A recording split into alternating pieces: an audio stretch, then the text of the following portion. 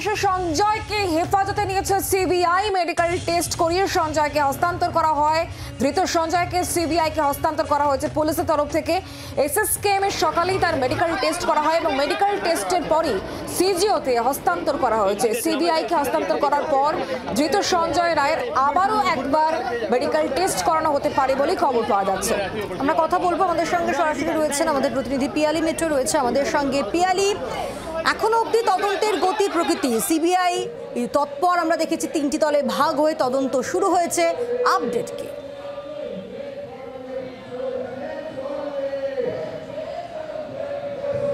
একেবারে দেখো, CBI special crime branch Kolkata CGO কমপ্লেক্সে যে অফিস রয়েছে সেখানে আজকে এসে পৌঁছেছে দিল্লি থেকে সিবিআইয়ের টিম, এবং দিল্লিতে এই মামলা রুজু করা হয়েছে বিএনএসের 103 অর্থাৎ ভারতীয় ন্যায় সংহিতার 103 অর্থাৎ খুনের ধারা, যেটাতে কলকাতা পুলিশের মামলা রুজু করেছিল, এবং তার সঙ্গে সঙ্গে ভারতীয় ন্যায় সংহিতার 64 ধারা অর্থাৎ ধর্ষণ, এই দুটো ধারাতেই কলকাতা পুলিশের যে মামলা রুজু হয়েছিল সেই দুটো ধারাতেই সিবিআই গতকালকে মামলা রেজিস্টার করে সিবিআই দিল্লি হেডকোয়ার্টারে যে সেখানে, এবং তারপর আজকে সকালবেলায় তারা এখানে পৌঁছেছে। ইতিমধ্যে গতকালকে তুমি জানো যে কেস ডায়েরি কলকাতা পুলিশকে নির্দেশ দেওয়া হয়েছিল হাইকোর্টের তরফ থেকে, যাতে তারা একেবারে হাইকোর্টেই এই মামলা সংক্রান্ত যে কেস ডায়েরি রয়েছে সেটা যাতে সিবিআইয়ের হাতে তুলে দেয়। গতকাল তারা কেস ডায়েরি তুলে দিয়েছিল। এছাড়া যে বাকি যে সমস্ত আরও এক্সিবিটসগুলো রয়েছে, সিসিটিভি ফুটেজ রয়েছে, সেগুলো কলকাতা পুলিশের কাছে ছিল, সেগুলো কলকাতা পুলিশের অফিসাররা এবং অভিযুক্ত সঞ্জয় রায় তার একটা এজেন্সির কাস্টাডি থেকে আরেকটা এজেন্সির কাস্টাডিতে তুলে দেওয়ার আগে রুটিন মাফিক তারা যে মেডিকেল টেস্ট সেটা করানোর পর কলকাতা পুলিশ কড়া নিরাপত্তাতে একেবারে সঞ্জয় রায়কেও সিজিও কমপ্লেক্সে দিয়ে এসছেন। ইতিমধ্যে সিবিআইয়ের একজন জয়েন্ট ডিরেক্টরের নেতৃত্বে সিবিআইয়ের একটা বড় টিম তারা পৌঁছেছে, যেখানে মেডিকেল এক্সপার্টরা রয়েছে, যেখানে ফরেন্সিকের সিএফএসএল এর ক্রাইম সিন এক্সপার্টরা রয়েছেন।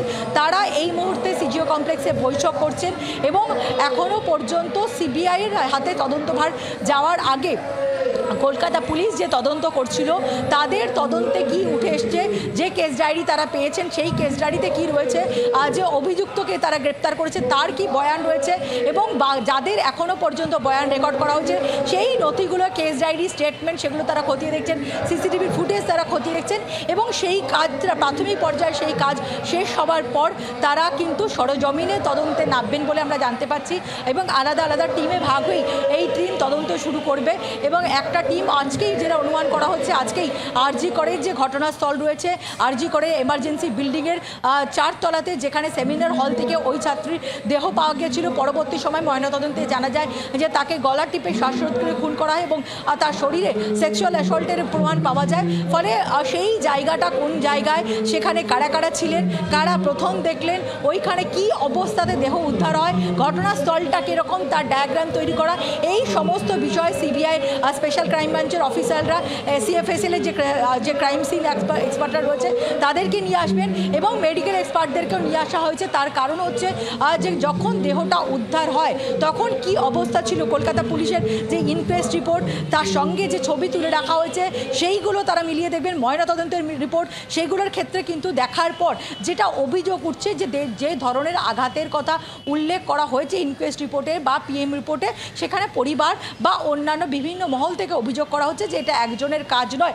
ফলে যে ধরনের আঘাতের চিহ্ন রয়েছে, পিএমের যে ওপিনিয়ন রয়েছে, যে ছবি, যে অবস্থায় দেহ উদ্ধার হয়, সেগুলোও কিন্তু এই মেডিকেল এক্সপার্টরা তারা দেখবেন, এবং সেক্ষেত্রে তারা বোঝার চেষ্টা করবেন যে ধরনের আঘাত রয়েছে, এবং সেক্ষেত্রে দাঁড়িয়ে সেটা একজনেরই কাজ নাকি অন্য আরও কয়েকজন ছিল, এই বিষয়গুলোর পাশাপাশি পরবর্তী সময় যারা জিজ্ঞাসাবাদের যে প্রক্রিয়া সেটাও শুরু হবে, যারা যারা এখানে উপস্থিত ছিল ঘটনা দিন, যারা কর্তৃপক্ষ রয়েছে, যিনি প্রথম দেখেছেন, যারা ময়না তদন্ত করেছেন, যিনি ইনকোয়েস্ট করেছেন, তাদের সকলের সঙ্গে কিন্তু সিবিআই তদন্তকারী অফিসাররা কথা বলবেন।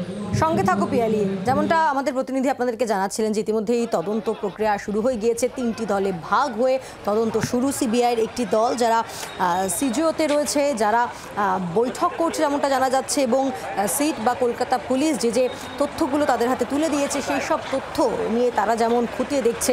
আরেকটি টিম তারা আজকে যেতে পারেন নির্যাতিতার পরিবারের সঙ্গে দেখা করতে, এবং আরেকটি টিম তারা আরজি করে একেবারে ঘটনাস্থল, সেই সেমিনার হল, সেখানে আছে আজকে পর্যবেক্ষণের জন্য যেতে পারেন সিবিআইয়ের আরেকটা টিম, এমনটাও জানা যাচ্ছে।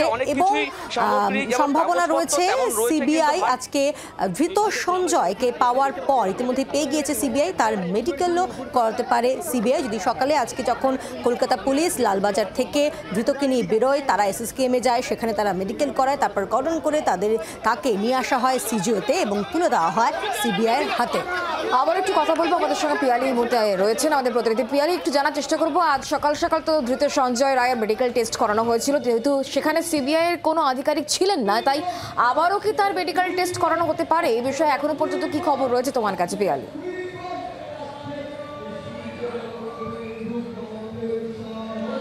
দেখো, রুটিন মাফিক তো মেডিকেল সেটা করাতেই হবে, সিবিআই কাস্টাডিতে নিয়েছে। কিন্তু যেটা আমরা শাহজাহান শেখের ক্ষেত্রে দেখেছিলাম, যখন কলকাতা হাইকোর্ট সন্দেশখালী মামলার তদন্তভার দিয়েছিল, তুমি জানো যে এই মামলাতে কলকাতা পুলিশ তাকে গ্রেপ্তার করার পর তাকে আদালতে যখন পেশ করা হয়, তখন তাকে 14 দিনের জন্য কিন্তু পুলিশ হেফাজতের নির্দেশ দিয়েছিল আদালত। ফলে অলরেডি কিন্তু 14 দিনের তার কাস্টাডি হয়েছে এবং ইতিমধ্যে 4 দিন সে কলকাতা পুলিশের হেফাজতে কাটিয়ে দিয়েছে। ফলে বাকি যে দিনগুলো রয়েছে সেগুলো কিন্তু সিবিআই কাস্টাডি, যেহেতু কলকাতা হাইকোর্টের নির্দেশ রয়েছে, ফলে আলাদা করে অভিযুক্তকে আদালতে পেশ করে তাকে কাস্টাডিতে নেওয়ার জন্য আবেদন জানানোর কোনো প্রয়োজনীয়তা সাধারণত নেই। ফলে সরাসরি একটা এজেন্সি থেকে তারা হাইকোর্টের নির্দেশ মতো যেহেতু তদন্ত চলছে, ফলে কলকাতা পুলিশের কাস্টাডি থেকে তারা কাস্টাডিতে পেয়েছেন এবং 14 দিন পর্যন্ত তার কাস্টাডিতে থাকার কথা। ইতিমধ্যে 4 দিন কাস্টাডির দিন অতিবাহিত হয়েছে, বাকি যে 10 দিন, সেই 10 দিন কিন্তু সিবিআই তাকে কাস্টাডিতে যেহেতু রয়েছে, সিবিআই এই 10 দিন তাকে জেরা করবেন এই ঘটনার সঙ্গে সঞ্জয় রায় ছাড়া আর কেউ জড়িত রয়েছে কিনা। যে পরিবার অভিযোগ করছে যে এই ঘটনার সঙ্গে অন্য কেউ জড়িত থাকতে পারে, অন্য কারোর কনস্পিরেসি থাকতে পারে, অন্য কেউ তাকে পাঠিয়ে একজন সঞ্জয় রায় নাকি এই ঘটনার পেছনে আরো অনেকে জড়িত, সেটাই এই মুহূর্তে দেখার চেষ্টা করা হচ্ছে। কারণ নিহতের পরিবারের তরফ থেকে যেটা বলা হচ্ছে যে চেস্ট ডিপার্টমেন্টটাকেই তারা তাকে সন্দেহের তালিকার মধ্যে রাখছেন এবং সেক্ষেত্রে ভেতরের কেউ থাকতে পারে, এটা তাদের বক্তব্য, যেটা মুখ্যমন্ত্রী মমতা বন্দ্যোপাধ্যায় নিহতের পরিবারের সঙ্গে সাক্ষাৎ করার পর বেরিয়ে এসে তিনিও বলেছিলেন। তাই এই ঘটনায় আরও বেশ কয়েকজনকে সিবিআই আধিকারিকরা জিজ্ঞাসাবাদ করতে পারেন। শেষ যাদের সঙ্গে ডিনার সেরেছিলেন ওই চিকিৎসক পড়ুয়া, তাদেরকেও জিজ্ঞাসাবাদ করা হতে পারে এবং অ্যাসিস্ট্যান্ট সুপার তাকেও জিজ্ঞাসাবাদ করা হতে পারে এবং যে নিরাপত্তা রক্ষীরা ছিলেন সেদিনকে দায়িত্বে তাদেরকেও জিজ্ঞাসাবাদ করা হতে পারে বলেই খবর পাওয়া যাচ্ছে। ইতিমধ্যে সিবিআই সঞ্জয় রায়কে হেফাজতে নিয়ে জিজ্ঞাসাবাদ চালাবে, তার কাছ থেকে আরও গুরুত্বপূর্ণ তথ্য সংগ্রহ করার চেষ্টা করা হবে এবং একই সঙ্গে যে সেমিনার হলে শুক্রবার রাতে এই ঘটনা ঘটে সেই এলাকা, সেই জায়গা পরিদর্শন করতে যাবেন সিবিআই আধিকারিকেরা। বাংলার আওয়াজ, বাঙালির আবেগ, জি 24 ঘন্টা।